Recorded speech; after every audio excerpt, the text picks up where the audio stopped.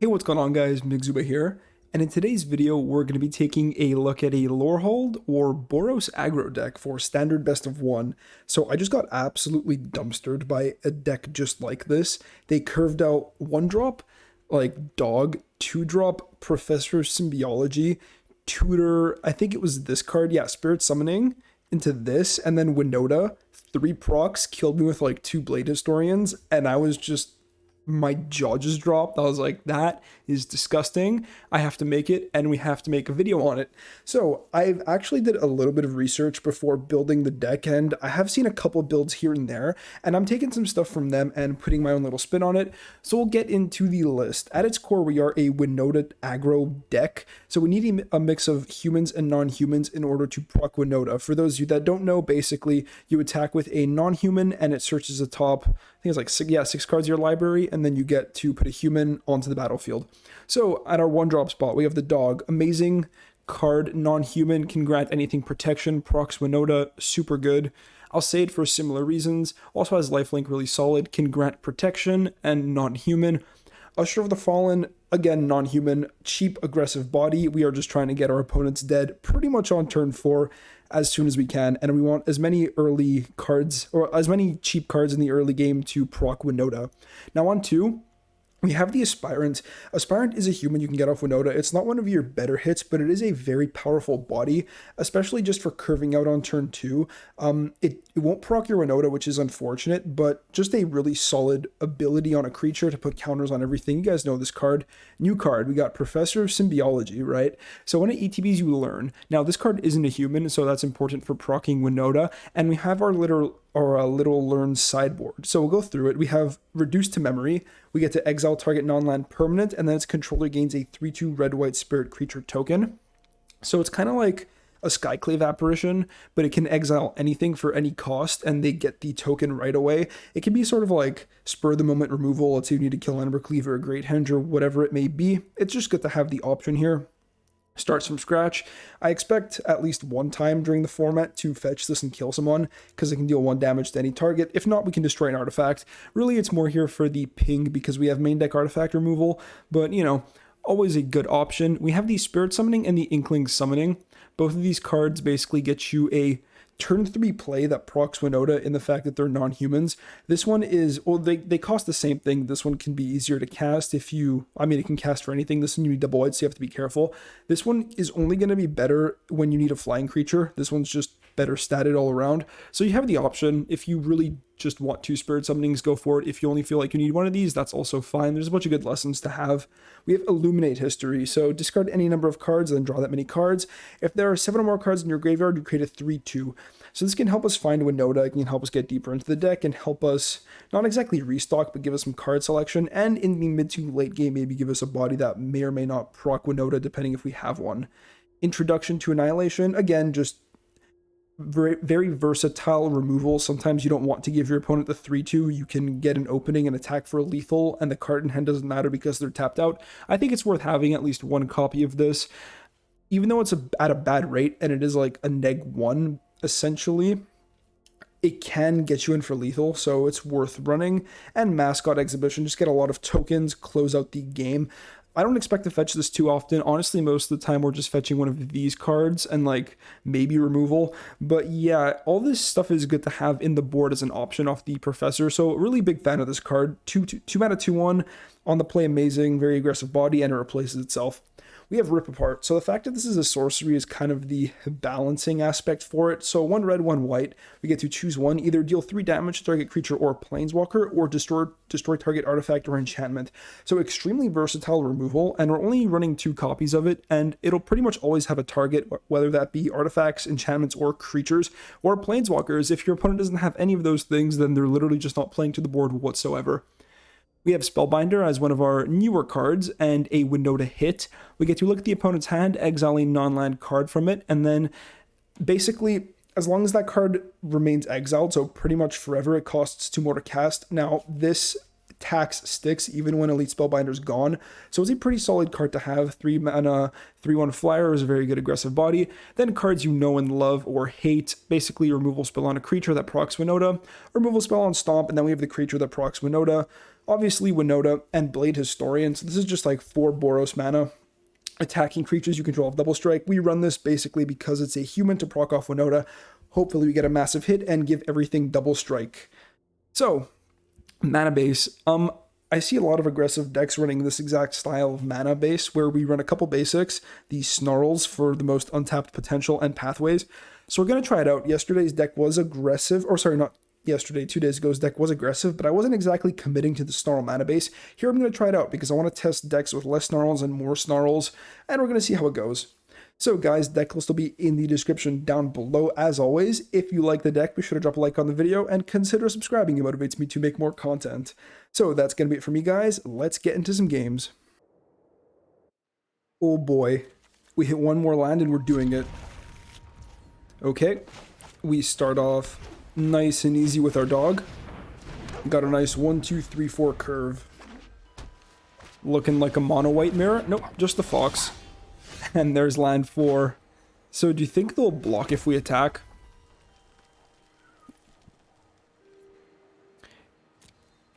I don't think they will. I think this is a free point of damage. Now we get to... Didn't mean to do that. We get to learn here. So removal, or do we just get a body? We're going to get a body on turn 3 anyways. So what's better right now? Honestly, I just think we go for more creatures that proc Winota and pass the turn. Absolutely loving the learn mechanic. If you guys aren't playing Strixhaven Draft, I strongly recommend it. It's super fun. You get to draft into any of the colleges. By all means, my friend, you can get that attack in. That's completely fine. We are going to go for the apparition. I mean, we can do it post-combat. It doesn't really matter. But yeah, we're going to take this out before it grows way too big. And we're going to get in some damage. And next turn, we're about to go crazy by dropping Winota on this board. And see, even if we hadn't drawn the apparition, we would have had another 3-drop to play, which is why this card is just so powerful. Alright. Easy. Easy slam. And then we get 3 procs. Hopefully we just hit. Opponent's gonna cycle, yeah. Hope you get a good blocker. So we find, I mean, attacking Winota for more pressure. Sure. Do we wish to keep? We will keep you. Aspirants. All 3 aspirants. Let's go double striker. Double striker. That's what I'm talking about. And now all blocks are bad. It's so disgusting, guys. Yeah, you go to damage. I'm not even gonna do the math on if they're dead or not. Yep, they're just dead. Exactly, though. They should have blocked the rescuer. So that's what I'm talking about. This was literally my first game with the deck and has absolutely disgusting explosive potential. So this is what we're trying to do. Ooh boy, we got that curve again. Let's go. So we definitely want to be playing Snarl on 1. Just get it out of the way. Even though we reveal information, we're going to be playing lands anyways. So it's all fine. And I think we're going to go for dog first. The protection ability is going to cost mana, and I kind of want to play exactly on curve. So we might not have time for Alsaid. And it's Yorion, so the life might not end up mattering anyways. Okay. So, I can go for Symbiology and grab a bunch of, and grab a 3-drop for sure. Or I can play 2 of these cards, and then Symbiology next turn with Alsaid protection. And that pushes through 1 more damage, so I think that's okay.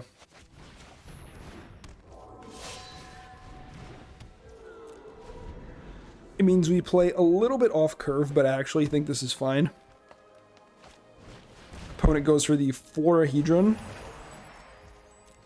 I think this is A-okay.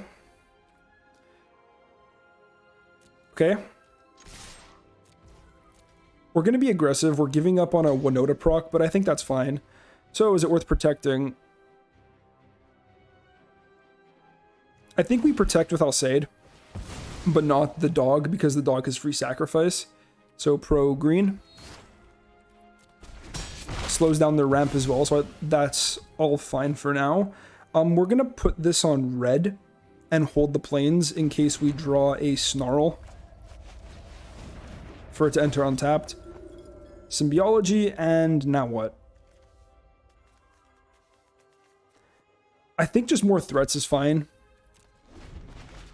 Especially with how this game is going. Opponent, even a Heartless sack doesn't save them because we just sack Savior to it and get 2 procs.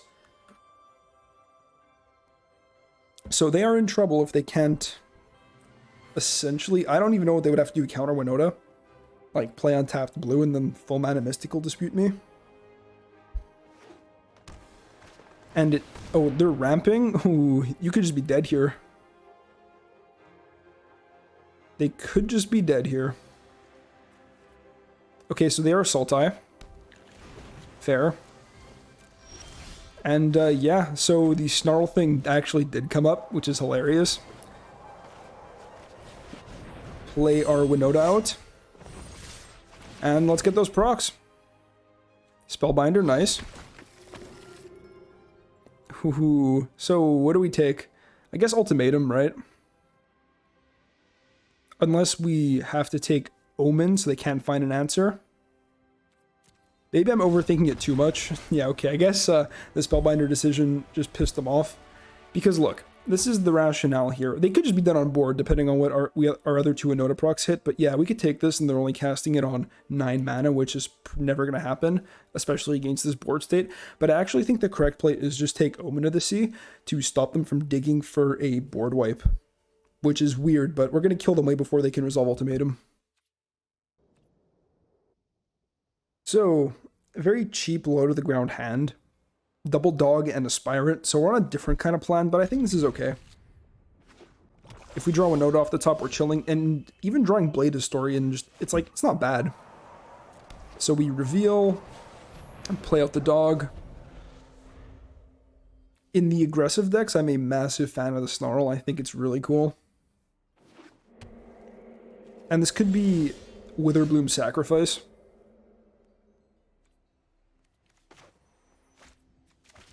We play this instead of the Mountain for the same reason that we did what we did last turn. Let's get this ticking. Or last game, sorry, where we basically want to hold the basic land in case we draw other Snarls. Thumb the Forbidden, yep. I plan on sacking the Savior anyways, so we're going to be a little less aggressive. And just put the counter on the Aspirant. I could have also gone for Savior and Usher. But I like getting this ticking as soon as possible. Alright, so we see the Witch, so Bone Crusher Giant would be great here. No such luck.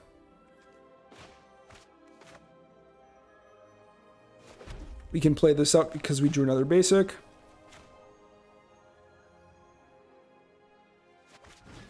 Pre-combat dog. And you know what? Now we're going to keep being aggressive. We're going to put a counter here. And we're going to attack with both.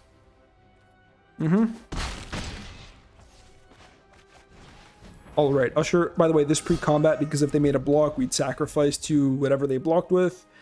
And this post-combat to hold back information. So they might be able to go pretty wide on pests. That's okay. It's not amazing. Yep, they get a free pest. And they get to draw a card. They're slowly chipping themselves down too. Okay. So basically 1 mana draw 2, the pest replaces itself.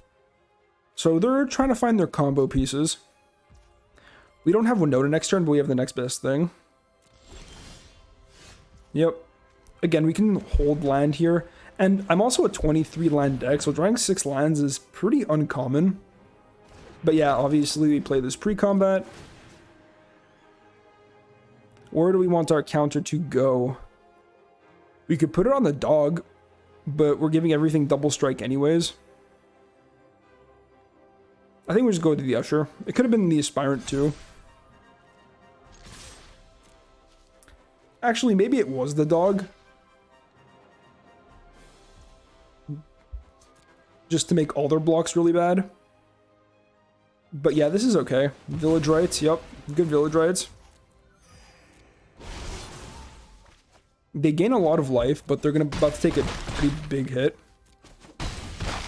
Yep, down to 5. And we're out of gas.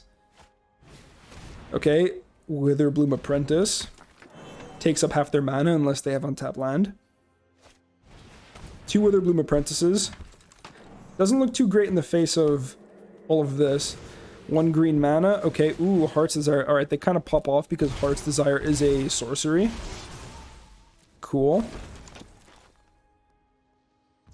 No attacks. No surprise there. God, and now we're flooding. Okay. So, how do we want to do it? Everything is double strike. So do we want the counter on the Historian? Or do we want the counter on a dog? I think we're probably sacking the dog anyways. So I think the counter literally just goes on a Blade Historian. Just make this thing harder to kill. Back with all. Opponent has successfully gone wide. And they're snapping off blocks. I think at some point I should put a counter on the dog. Yeah, this is fine.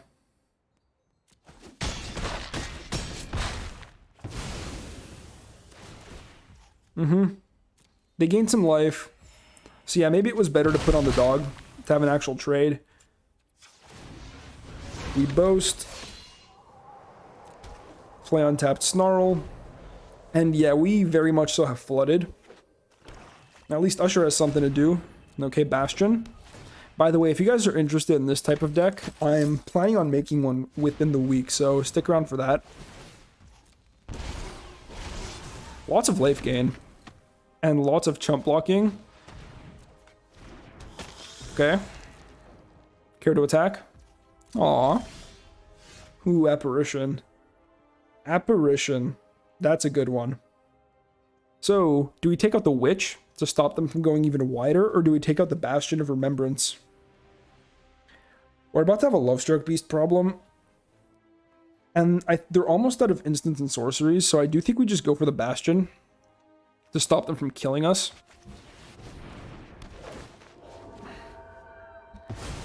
Yeah.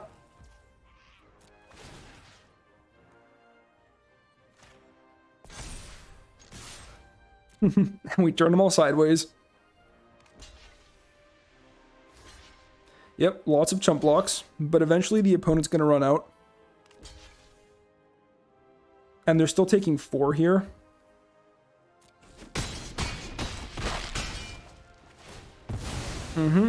They gain a life.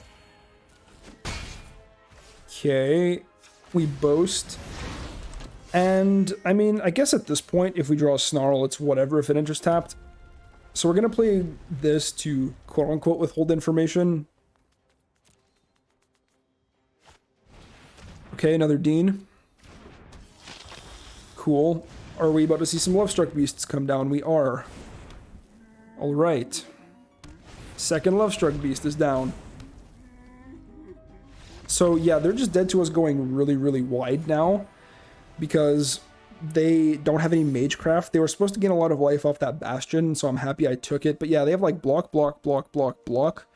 Hold on. 1, 2, 3, 4, 5. 1, 2, 3, 4, 5. So even our weakest creature is a 2/2 via the Luminarch Aspirant counter with double strike, so they're dead on board regardless. And yeah, we could still draw something cool off the top. Okay, hand isn't perfect, no 1-drop, but it is definitely good enough to keep. So we just start on planes, and then we try to make this bigger, maybe get 1 proc on WINOTA. Not perfect, but definitely not a mulligan. Decent draw. At least we know we have lands up to 4. Cool, cool. Looks like the opponent's on a very similar thing. Dog. Dog isn't bad. So do I want the counter on the apparition? I don't think so. Let's see if they want to block. Yeah, I didn't think they would. Could have been correct to just play this and hold for another Snarl, but we know we have untapped land 4. So, kind of seems like whatever. We might get punished a bit down the line, but I don't think it's too likely. Opponent takes my Aspirant, which is fair. Ooh, do we want to set up this WINOTA just a little bit more? We could play it in proc, or we can stomp the apparition, get a non-creature, right? And then play dog, and then play WINOTA afterwards. Alright, let's do that. I think it's just a little too good to pass up, because we're giving ourselves another 2 WINOTA procs as opposed to 1. And we're still applying pressure with the apparition. What do we see? We see a Warsinger. I am not a fan of this card. And we see a Selfless Savior. Okay.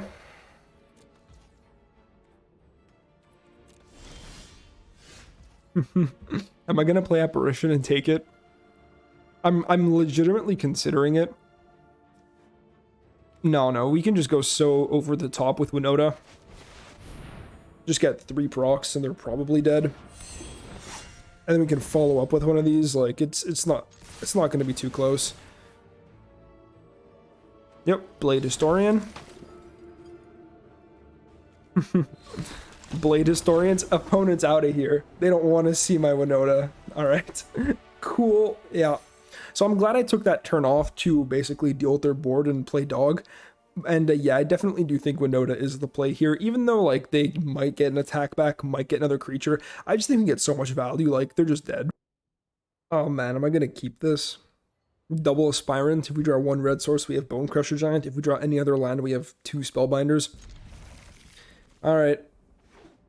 Maybe it's greedy. Never punished. There's our red source. So we might see a Speaker on 2. We don't. I mean, a Luminarch Aspirant. I think we start getting this ticking. The sooner we get it in play, the bigger it will get. And what do we see? Spellbinder? Spellbinder almost has to take Bone Crusher Giant. I'm actually curious. I haven't taken an adventure creature with it yet. Is it both sides that are taxed? I imagine so, yeah. There's WINOTA with no non-humans. Okay. So I mean we can put the counters here. If I play second Aspirant, we just make this a 4/4 and attack. Or we could play Spellbinder. Let's just... Would they trade? If we attack? I think we do actually play this, just to have a very clean... a trade for their whole board kind of attack. And we're going to put this on red, and then hold this in case we draw a Snarl. Alright, if they double block, I'm happy. Yep, that's fine. Yeah, but I basically didn't want to trade 1 Aspirant for one of these things. That would have been pretty bad. Now we're feeling okay. I wonder if I stomp something, if I can play the Bone Crusher Giant for 3 mana. Because it'll move it from Exile to the Adventure Zone. Or unless the Adventure Zone is technically kind of like Exile. Right? Exile. Weird. Alright, another Spellbinder. They're going to tax me on something. I mean, taxing me on WINOTA here is annoying, but it's not super good. Because I don't have any non-humans except for Bone Crusher Giant. But my deck is full of them. Yeah, okay, they tax me on WINOTA. And we draw Bone Crusher Giant.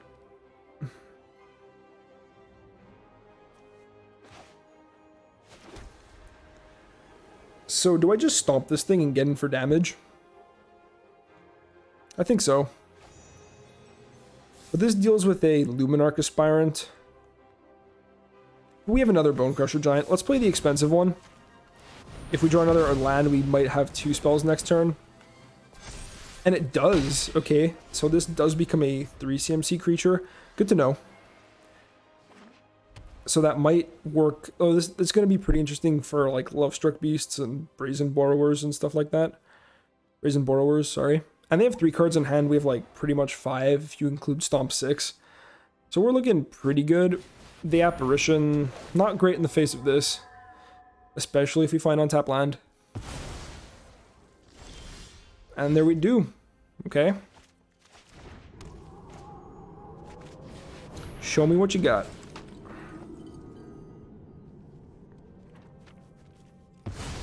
We're going to tax you on that. 5 mana Sky Maul if you want it. And I think we're good to pass holding open Stomp. If they want to spend 5 mana to equip the Skyclave Apparition, we Stomp in response. I think we're going to end up stomping anyways. And the 2/2 we get here means that... Yep, and they do it. Is it... Attach to target creature you control. Okay, I was going to say... If it just said attach it to target creature and there was no targets, they'd have to give it to us, which would have been hilarious. I'm going to play this out and tax them on this Linden. Or we tax them on the Lurrus. What's in the yard? They have some decent stuff. Let's tax them on the Lurrus, so it takes their whole turn if they want to play it. Unless it would have been better to tax the Linden, seeing as we have... Oh, they still do it. Okay. I was going to say, if we tax this... then it incentivizes them to play Lurrus right into Stomp. It's not looking too great for them. Seen a lot of elite spellbinders this game. And they're cheering. Opponent's cheerful. Alright, so I've drawn land 6. I'm going to play 2 Bone Crusher Giants. And then next turn I'm going to play Winota. And we're going to get a million procs, and it's going to be beautiful.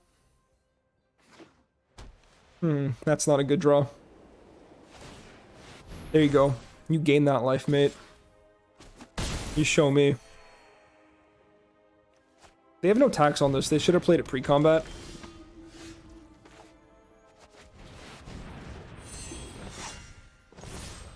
Let's get those procs.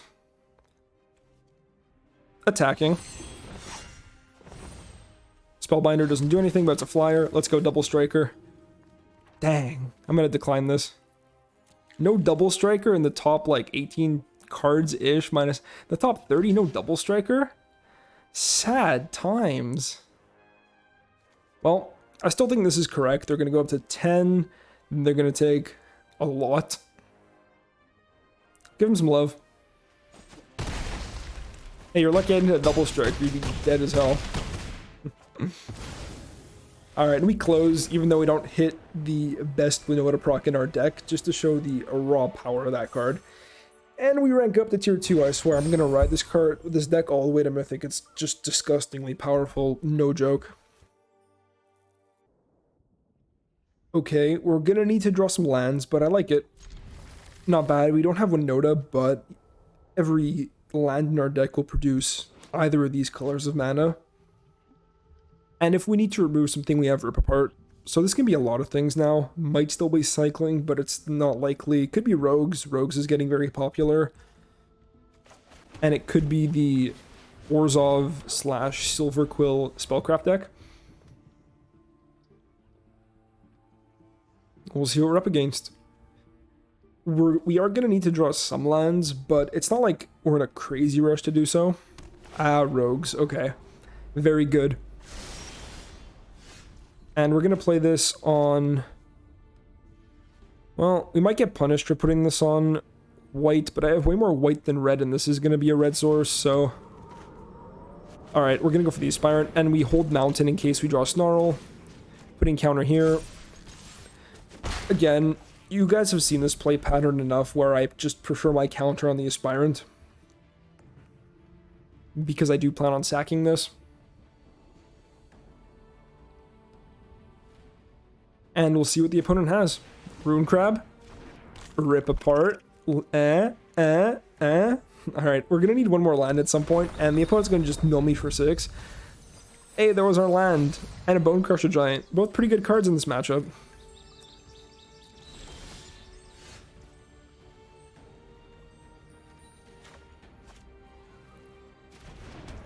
We have land 4. Let's do this now to push through an extra point of damage. I could have, like, bluff attacked with the Savior and then done it after, but this is at sorcery speed, so we have to target regardless. Maybe I'm supposed to wait for a Soaring Thought Thief, but I think this is worth killing. It's going to soak up so much damage, and it's going to mill me for so many cards that it will be a pain in the ass. Oh, those are good cards. Ooh, look at that. That was like a powerful oomph damage. Alright. Counter goes here. It doesn't matter whether we play the dog pre or post combat. And now, we're going to have Blade Historian next turn. Nice little Ixalan islands. Jeez. But that means no double black. Oh, they're like pawing at Lurrus. If they paw at Lurrus, they're in big trouble. Main phase Enforcer. So like what we're going to see, like Wind Robber into a of one mind. That's like the only logical reason to play this main phase. Oh, unless they just wanted the extra mill. I guess that's another logical reason too. Alright. Play the boy. So, do we give a counter to a dog? I think we do. Just one. It makes the attack so much better. And mind you, this isn't WINOTA. It's not as good as a WINOTA, but it's still fairly powerful. Like, as far as 4-drops go, as long as you can land WINOTA, like, you're absolutely chilling. But if you can't, it's, like, okay. First strike. Yep. Opponent can sack the Wind Robber for a card. That's okay. And yeah, if they just wanted to soak up some extra damage, then that's fine. But if they wanted to actually kill a dog, they had to block this one. And we're out of gas, so our plan is on the field. Opponent might be struggling on black. They play Domination, which is frustrating for sure. It's a pretty good answer, but I think you actually are supposed to take the Blade Historian here.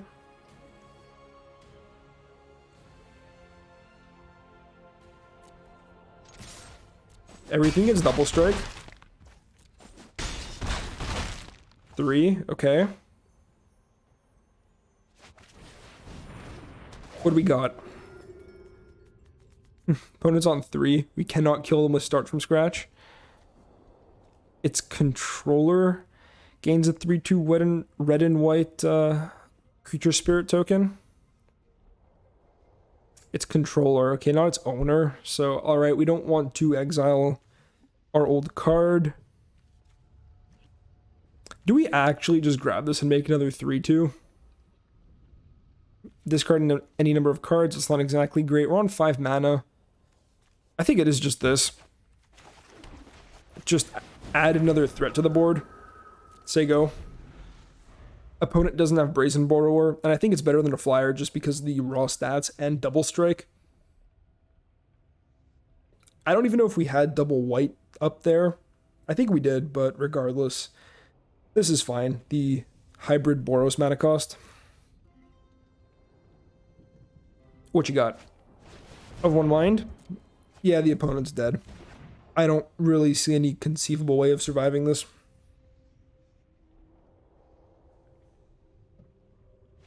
Yep, there you go. So even if they have like untapped land 2 blockers, then we still are hitting them for minimum double strike. Well, actually, if they have untapped land 2 blockers, we hit them for 2, but they lose their entire board. I don't know. I'm pretty sure we are going to win this game, though.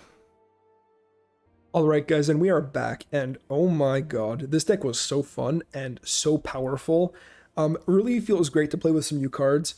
The Learn Mechanic off Professor of Symbiology just feels so good to play with, and the WINOTA procs revealing either Spellbinder or Historian as our big prizes just feels so great. I don't know, guys, I think this is going to be a super powerful deck, at least in best of one.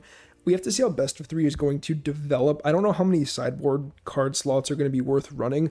Honestly, the fact that we have all of these spots and I've only really fetched Spirit Summoning and reduced to memory kind of shows you like it's fairly linear as to what you are typically going to fetch, but in best of 1 you can have a more expansive sideboard. In best of 3, I don't know how good the learn mechanic's going to be, especially when the set first comes out. I just like to play a bunch of best of 1, test out the new cards. But yeah, interesting mechanic, and it is a ton of fun to play with, and I think this is definitely a good home for the Professor of Symbiology.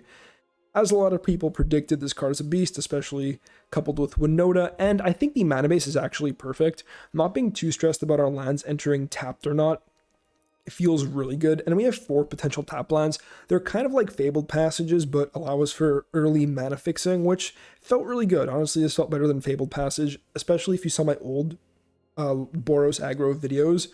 I was getting a lot of tap Fabled Passages on turns 1, 2, and 3, and this kind of alleviates that problem, because by the time it would enter tapped, you're typically not in that much need of untapped land, and if you are, like, you know, then you're screwed on land anyways. Anyways, that's kind of like my take on it. Try this deck out. It's not very expensive, especially if you had some of the old cards. This is an uncommon. This is a rare, and this is a rare. You really only need 7 rare wild cards. You can even like tone this down if you really wanted to. And the sideboard, don't craft this mythic and like this rare. It's more here just for fun than anything. You can honestly just replace them with more spirit summonings. And yeah, also for fun and as like a, we can do this if we so need to. But don't craft these lessons unless they're commons or uncommons. And these you can go with or without. I think they're still worth testing. So that's gonna be it for me, guys. Again, deck list will be in the description down below as always, and I will catch you in the next one. Peace out.